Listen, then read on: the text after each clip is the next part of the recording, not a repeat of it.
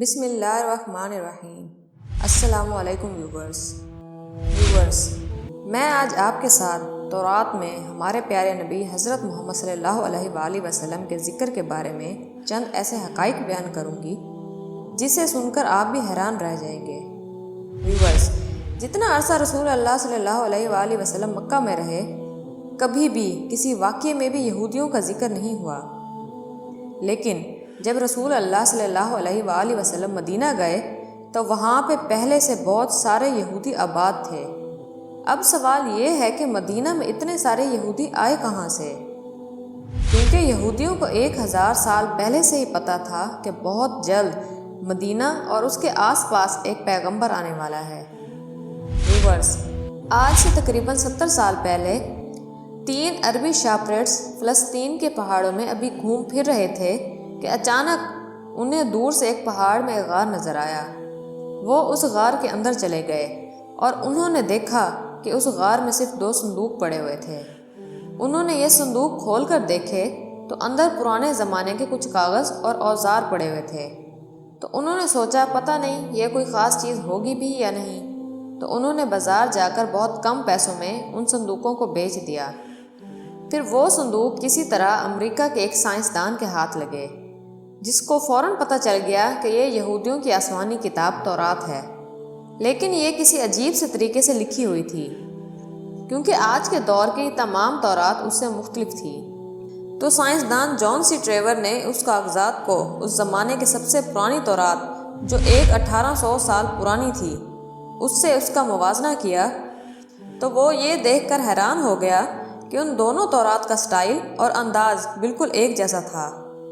جس کاغذ پر یہ تورات لکھی ہوئی تھی، اس سائنسدان نے اس کاغذ کی تحقیق کروائی کہ زیادہ سے زیادہ یہ کاغذ کتنے پرانے زمانے کے ہو سکتے ہیں، تو پتہ چلا کہ یہ کم از کم 2200 سال پرانا کاغذ ہے جس پر یہ تورات لکھی ہوئی ہے۔ یہ تورات کے کاغذ جو فلسطین کے غار میں ایک عام سے عربی شیپریٹ کو ملے تھے، یہ دنیا کے سب سے پرانے تورات میں سے ایک تھے، یہاں تک کہ یہ حضرت عیسیٰ علیہ السلام کے آنے سے بھی پرانے زمانے کی تورات ہے۔ یہ مکمل تورات تو نہیں تھی، لیکن تورات کے بہت سارے حصے اس میں موجود ہیں۔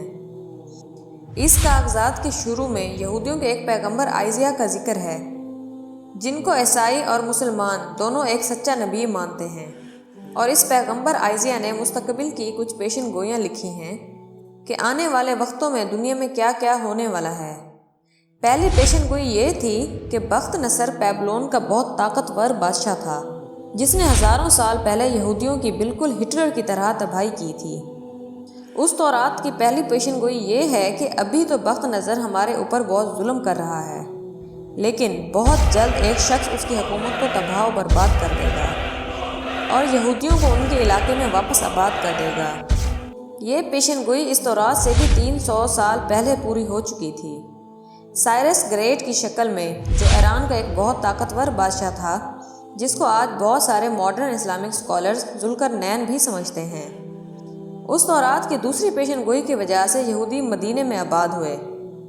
اس دنیا کے سب سے پرانے تورات میں پیشن گوئی کچھ ایسے ہے: دیکھو میرا غلام جسے میں قائم رکھتا ہوں، میں اپنی روح کو اس میں ڈالوں گا اور وہ دنیا میں انصاف قائم کرے گا، اور جب تک وہ زمین میں انصاف قائم نہ کر لے وہ پیچھے نہیں ہٹے گا اور نہ اسے کوئی کچل سکے گا، اور میں بتوں کو اپنی تعریف چھیننے نہیں دوں گا، اور جن آبادیوں میں کیدار کے لوگ رہتے ہیں خوش ہو جائیں۔ سیلا کے لوگ پہاڑ کے اوپر چڑھ کر چیخ چیخ کر خوشی کے نعرے لگائیں۔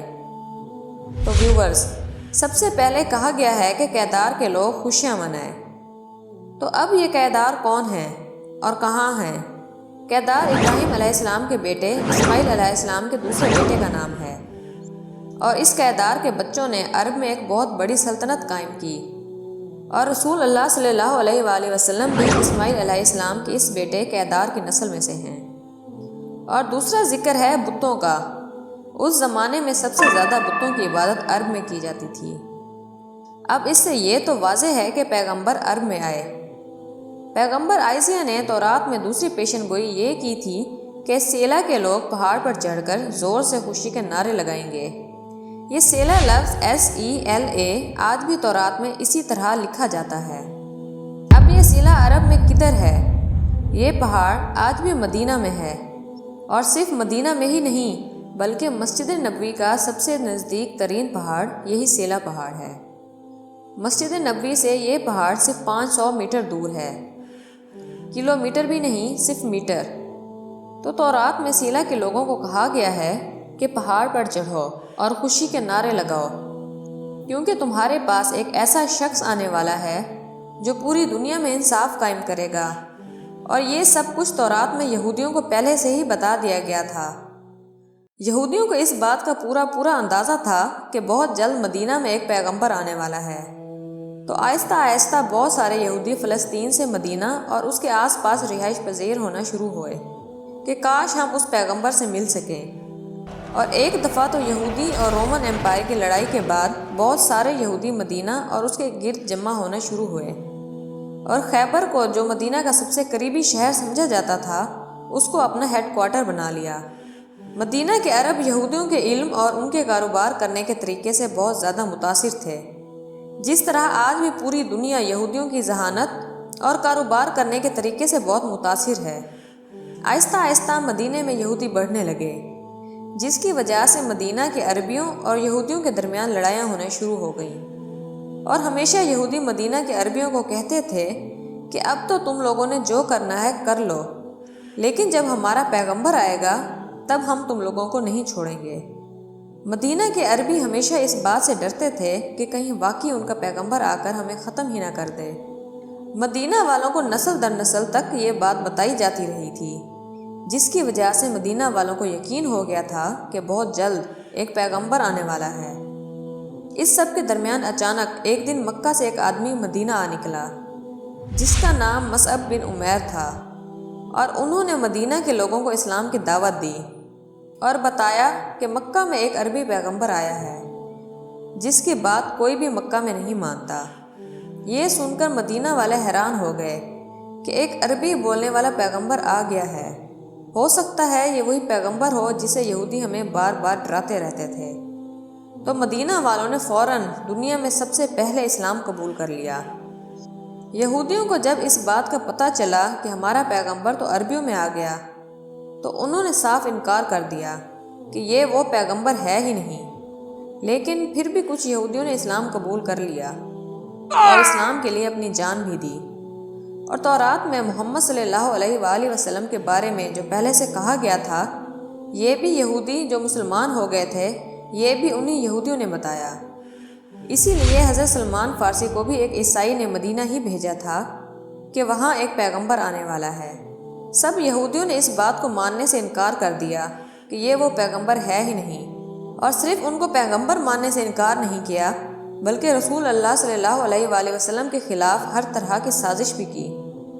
لیکن یہودیوں کی طاقت خیبر کی جنگ کے بعد پورے عرب میں ہمیشہ کے لیے ختم کر دی گئی، اور وہ سارا مال جو یہودیوں نے کئی سالوں میں جمع کیا، وہ سب کچھ مسلمانوں کو مل گیا۔ اور مکہ والوں کو بھی پتہ چل گیا کہ خیبر کے بعد اگلی باری مکہ والوں کی ہے۔ تو ویورز، ہم اللہ تعالیٰ کا جتنا شکر ادا کریں اتنا کم ہے کہ اللہ تعالیٰ نے ہمیں مسلمان پیدا کیا اور اپنے پیارے نبی حضرت محمد صلی اللہ علیہ وآلہ وسلم کا امتی بنایا۔ میری دعا ہے کہ اللہ پاک ہمیشہ ہمیں سیدھے راستے پر چلائے، آمین۔ امید کرتی ہوں آپ کو میری آج کی ویڈیو پسند آئی ہوگی، تو میری ویڈیو کو لائک کرنا اور میرے چینل کو سبسکرائب کرنا مت بھولیے گا۔ میں انشاءاللہ مزید دلچسپ معلوماتی اور اسلامی واقعات آپ کے ساتھ شیئر کرتی رہوں گی۔ چلتی ہوں، ملتے ہیں انشاءاللہ نیکسٹ ویڈیو میں۔ اللہ حافظ۔